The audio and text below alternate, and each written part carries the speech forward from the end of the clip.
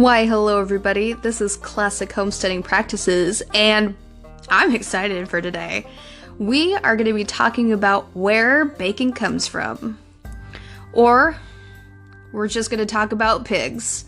That's right, today's introduction to is pigs. And I think everybody's going to enjoy this because we all have that favorite food, whether it be steak, spaghetti. For my sister, though, it is bacon. For me, it is sausage. We love our pork. And for a lot of Americans, they love pork too. And I'm guessing around the world, there's a lot of people who love pork products. So being able to talk to you about it and giving you some knowledge towards having your own pigs and raising them for your own bacon and sausage sounds like a pretty amazing thing to me. So let's get started with infrastructure. So the things that you need to know when it comes to infrastructure is housing your pig isn't that much space. It is about 8 square feet per animal. And I'm going to say this for all animals, this is going to be a minimum, even if it is a smaller pig, because usually what happens when you purchase smaller pigs is that they're more for pets. But when you get into the larger sizes, that's when you're starting to get into meat for your family. And having that little bit of leeway for a pet pig who's going to be there for most of its life, well, all of its life, in a different way, you're going to want some space for it to play around in and have a good time in. And again, this is the minimum amount of space. So if this is a pet for you, you're probably going to be giving it more than 8 square feet. But just understand that for meat pigs as well, you're going to want 8 square feet for each animal. I do highly suggest that you have at least 2 pigs because they are herd animals. Being able to have female and males in the same pen is pretty easy until they get to about butchering weight, which is at 6 months. So being able to have 8 square feet really isn't that big of a deal, especially if they're living outside. But I will say this, being able to double that size in their pen makes them a lot happier, makes them a lot healthier, and they're less likely to dig underneath and go around and finding ways through the fence. Though, if you do have a small area that you think you won't have enough space to double it, or even give them a little bit more than 8 square feet per beast, that is fine. They will be okay. It is the nature of the beast sometimes. I highly suggest for large animals, if you're going to be putting them into butchering weight, you're going to need some sturdy fencing. Whether you decide to do wood fencing, metal fencing, hog paneling, welding, whatever, make sure that it is sturdy because pigs love to scratch themselves on the side. They will root around underneath in the dirt or put their snouts on the bare, wood or metal, and they will chomp it every once in a while. So basically, the durability in this has to be strong or they're gonna bite through it, literally. And I know as a homesteader or a farmer, you really don't want to have some animal going and biting your fence and getting through it. Which is also another reason why a lot of people do have electric fencing around the area where the animal is laying on. But if you're going to have a lot of these pigs funneling through your yard, sometimes you don't want to have an electric fence, which will rack up electricity, unless you have a good system on your hands. So, just keep that in mind when you're having those animals to have a sturdy structure when it comes to an outside area. Make sure that they have a wallowing area so they can play in the mud. It cools them off. It keeps them not hydrated, but moist. I know not a lot of people like the word moist, but hydrated isn't quite the right word, so we are going with moist. And it keeps the bugs off them. It cools them down for hot days.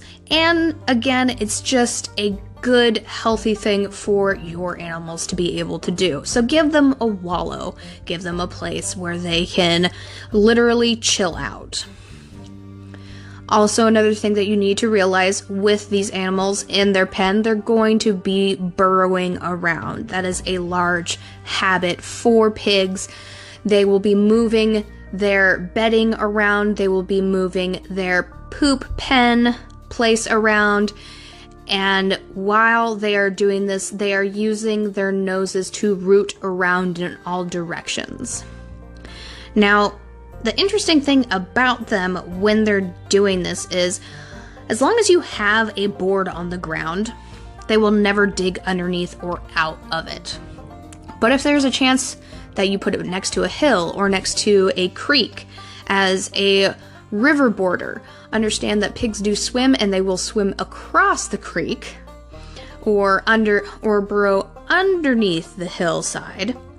And if they're given any chance to get out, pigs are smart enough, they will take it. I promise you, because it has happened, that pigs will take any chance that they can to get out and have a good time and eat and burrow in other places. It is just the nature of the beast.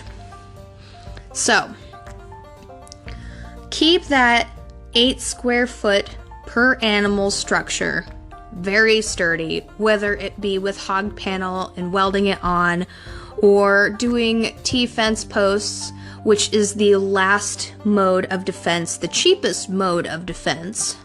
And in all honesty, I wouldn't even suggest doing T-posts because pigs will take advantage of it and they will uproot T-posts and they will fling them. We actually had a female do that once. And she had just become butchering weight, and we went outside one day and we were hearing this scuffing noise, and it was scuff, scuff, scuff, scuff, scuff, scuff, and all of a sudden we turn around and we see her literally uprooting a 6-foot tall T-post from the ground, and her nose was right underneath the hog wire, and we had to run over there and just get her away from it.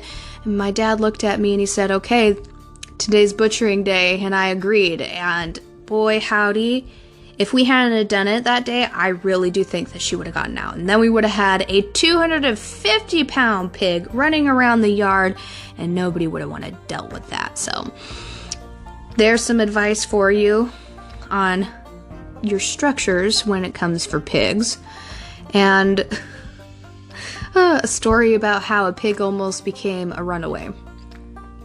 Though I will say this, pigs aren't that hard to get back in their pens as long as you have familiarized yourself with them, which is fairly easy.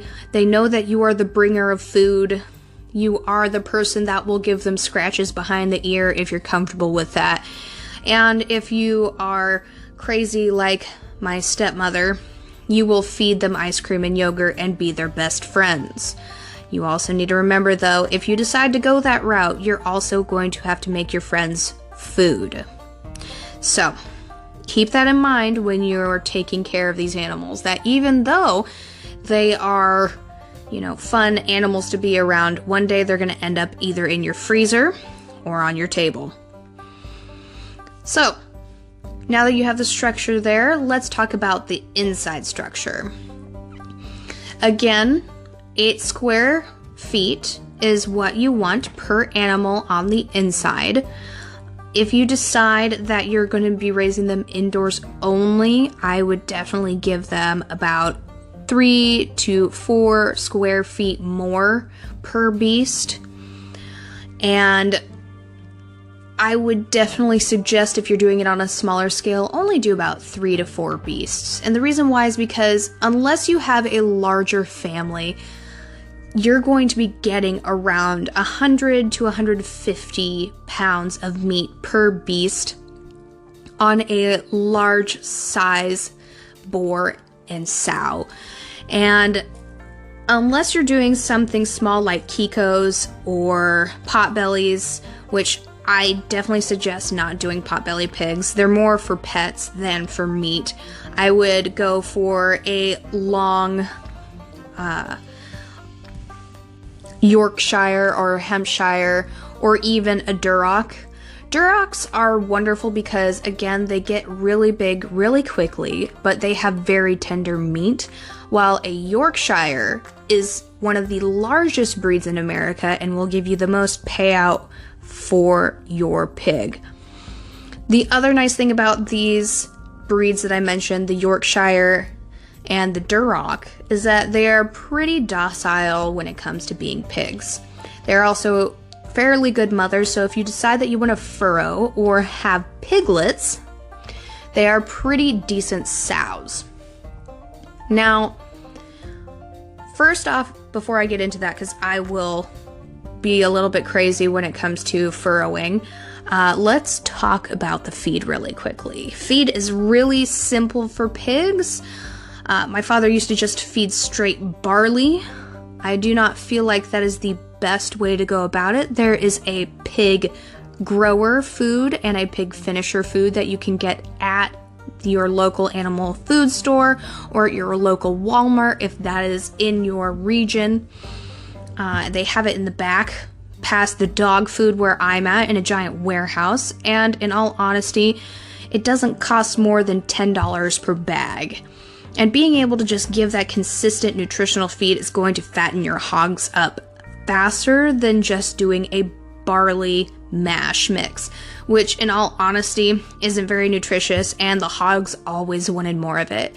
And yes, I know people are probably thinking, well, yeah, hogs always want more food because they're always getting fatter. And I agree with you on that, except for the fact that once you have a barley dependent animal, they will become more and more unsatisfied, and they can get very, I wouldn't say lean, because that's not how it works out. When you feed an animal so much barley, though, it can really, it can be a disaster. It can make them sick sometimes. So I always suggest doing a finisher and a grower. It's just not enough nutrition to keep a pig healthy. You can cause them to have sickness, you can cause them to have bloat, and at the end of the day, even though, again, barley is a quick and easy way for nutrition, and it's usually $5 to $7 a bag, it's not worth having a pig go into bloat or sickness just for, a couple bucks off a bag. And again, it's so much easier to just get the $10 bag over at Walmart. Know that you just need to feed this to them when they're growing up, and then again get the pig finisher at the end of their life, which is 6 months. So it's not even that long to wait for when it comes to animals. And then you butcher them, and you're finished. Though I will say this about barley, it is a fantastic supplement, and you should always have it on hand for pigs to eat off of, including having a nice rich in grassy or vegetative area, because pigs are foragers. That will lessen your food bill tremendously if you give them grazing space. They also really love picking through the dirt, finding roots and clay and mineral deposits. Pigs are natural foragers, and they will mostly, if you let them, get their food from the ground. And again, it will make your wallet hurt less, and it will make them eat on, everything that you don't want in your garden or in your yard even more. Though, a thing is, they will snuff off the bark on your trees, and they will tear up anything that you don't want torn up. So give them a specific area that you do not care about, and they will lay into it. And another benefit, if you decide to do that, the next year after, where their manure has been spread, that part is going to become very green and lush from the nitrogen from their poop. It is fantastic. It works very well, and also it's very healthy for the ground to turn it over, and also, again, as a fertilizer, will just help it out in the long run. So, now that we've talked about food structure, it is time to talk about furrowing, or having a sow to give you piglets. And as a homesteader, being able to have a breeding pair is financially in your favor. And the reason being is because even though you are feeding and housing this animal, if you are in a place that doesn't get too cold in the wintertime, you will always have a easy access and the knowledge that you always have pigs on hand. You don't have to go out and find them. You don't have to go and travel sometimes states over in your area if you don't have a local person who is doing pigs for you. You have them in the back of your yard taken care of immediately. And if they're well established in your backyard, you have a sow that is fresh, you've raised her from a piglet, and you have a pair, it's going to last you for years. Now, I know that there are a couple people in my farming group who have done 3 to 5 sows and 1 boar. Now, a boar can be in his own pen by himself, and then you have the ladies in their own pen together. And this is totally fine, but you do need to give them a furrowing place of their own for each sow. So give them a stall or a breeding area, breeding box where they can go to and have their piglets, where they can have them in a safe spot without other females coming into that spot.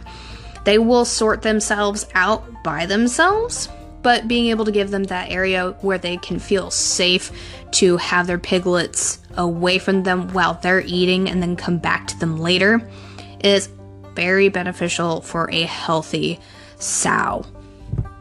Now, being able to grow them yourself, again, if you decide to have that many piglets, which I personally don't think that it's necessary, having 1, maybe 2 sows and then a boar is more than enough, because usually what happens is that sow is going to breed and furrow a group of 6, sometimes 10 piglets, depending on how much they have hooked up.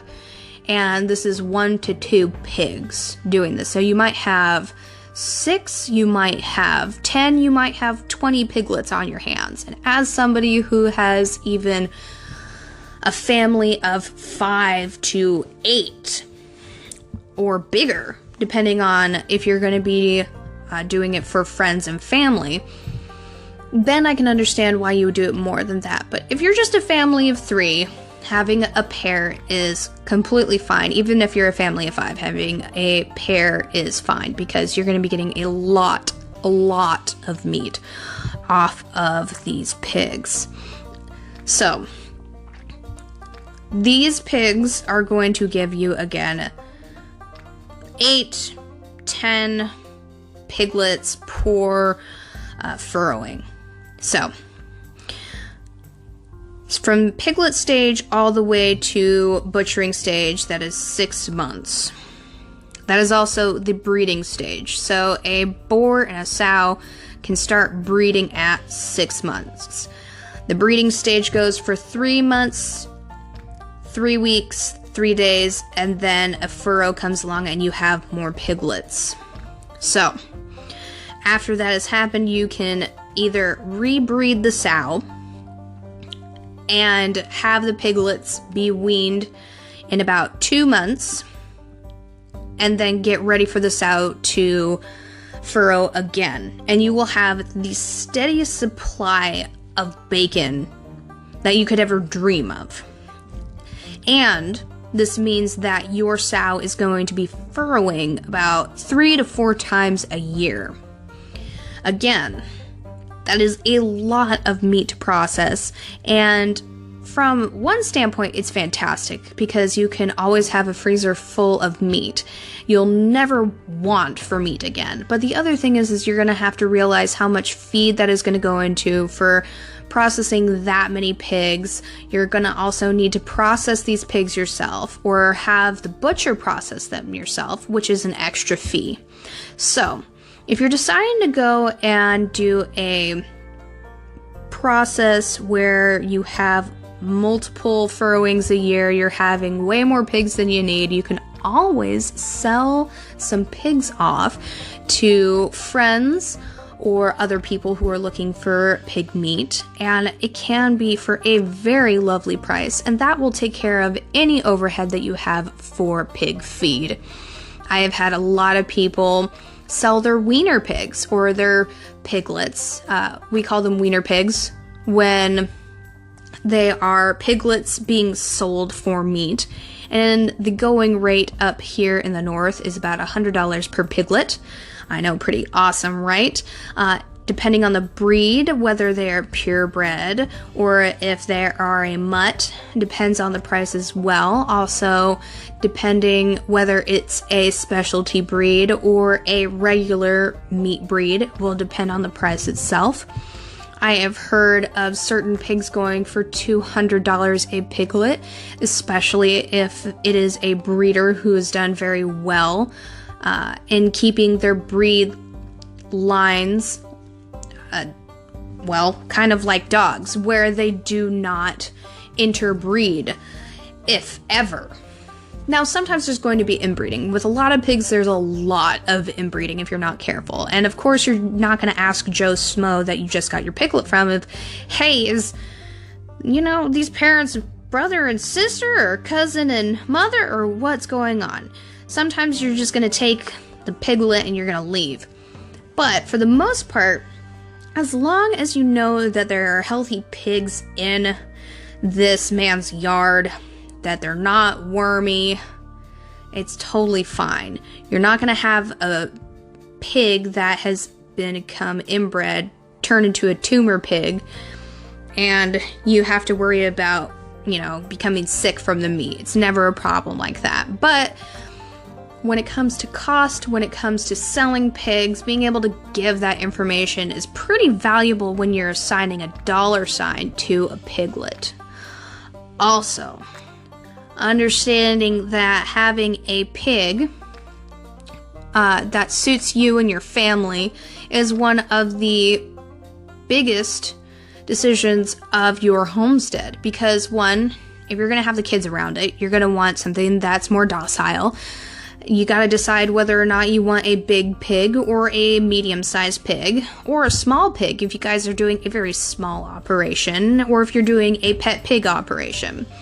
You also need to decide whether or not you want 1, 2, 3, or 18 pigs. And you need to be able to deliberate before anything else how much space you're willing to allocate to these animals.